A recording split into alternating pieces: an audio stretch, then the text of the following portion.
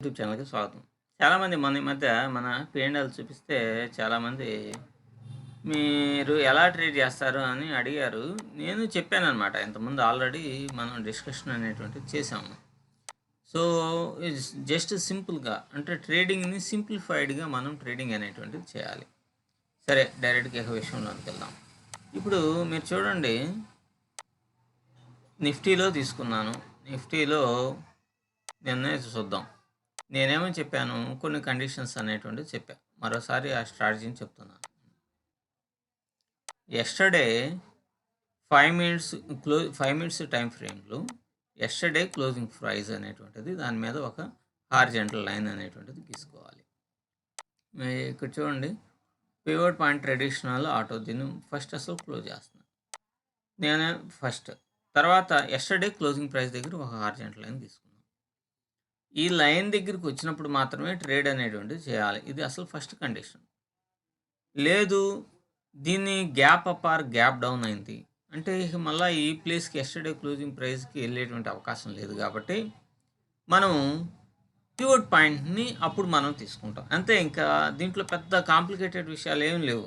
అంటే moving averages లేవు, super ట్రెండ్‌లు లేవు, ఇంకా ఏమీ లేవన్నమాట. సో, ఇప్పుడు మనం ఏం చేస్తాము యెస్టర్‌డే నిన్న కాబట్టి యెస్టర్‌డే క్లోజింగ్ ప్రైస్ దగ్గర ఒక హారిజాంటల్ లైన్ అనేటువంటిది గీసుకుంటాం. గీసుకున్నాక ఇక్కడ యెస్టర్‌డే క్లోజింగ్ ప్రైస్ ఇది పైకి ఉందా ఇది ఎంతో మనకు అనవసరం. సో, ఇక్కడ మనం ఏం చేసాము ఇది గ్యాప్ అప్ అయిపోయింది. గ్యాప్ అప్ అయిపోయింది కాబట్టి మనం ఏం చేస్తున్నామంటే ఇది ఇక్కడికి వస్తుందా రాదా అనేటువంటి డౌట్ ఉండొచ్చు. అంటే న్యూస్ అనేటువంటివి ఉన్నాయి ఇన్ని ఉన్నాయి కాబట్టి. సో, మీరు పివట్ ట్రెడిషనల్ పెట్టేసాం. పెట్టినాక 5 నిమిషాలు మాత్రం మనం వెయిట్ చేయాలి.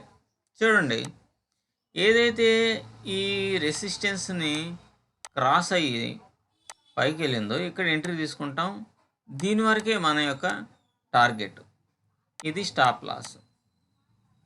సో, 1.5% అంటే స్టాప్ లాస్ చూడండి మళ్ళీ చూపిస్తాను. ఇక్కడ పెడతాం స్టాప్ లాస్. ఈ క్యాండిల్ కింద పెట్టాల్సిన అవసరం లేదు. ఇది ఈ రెసిస్టెన్స్ దగ్గరే ఇక్కడ స్టాప్ లాస్ పెడతాం. సో, ఇక్కడ నుంచి 1.5 రిస్క్ రివార్డ్ రేషియో 1:1.5 ఉంది కాబట్టి మనం ఈ ఎంట్రీని తీసుకోవచ్చు. అయిపోయింది. తర్వాత మరలా ఒక మంచి బులిష్ క్యాండిల్ ఇది ఇక్కడ వెళ్ళింది. వెళ్ళిన తర్వాత ఏం చేసాం ఇది 1:2 రేషియోలో పెట్టుకున్నాం. ఇక్కడ దాకా మన టార్గెట్ ఉంటుంది.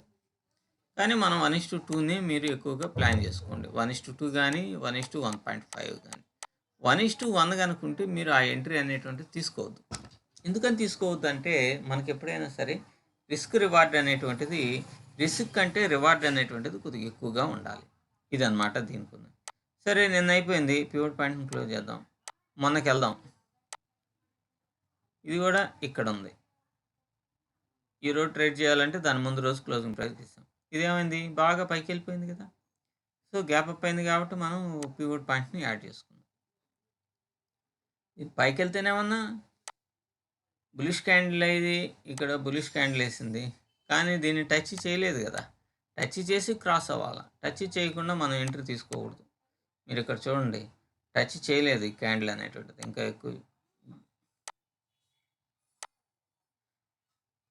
ఇక్కడ టచ్ అనేటువంటిది చేయలేదప్పుడు ఏం చేస్తాం మనం దీని మీద ఎంట్రీ తీసుకొని ఇక్కడ దాకా ఉందామంటే పొరపాటు అవుతుంది. సో, టచ్ క్రాస్ అవ్వాలి. ఇక్కడ రెడ్ క్రాస్ అయింది. ఇక్కడ స్టాప్ లాస్ పెట్టాం. సో, 1:2 రేషియోలో మనకి ప్రాఫిట్ అనేటువంటిది ఇచ్చేసింది. అయిపోయింది.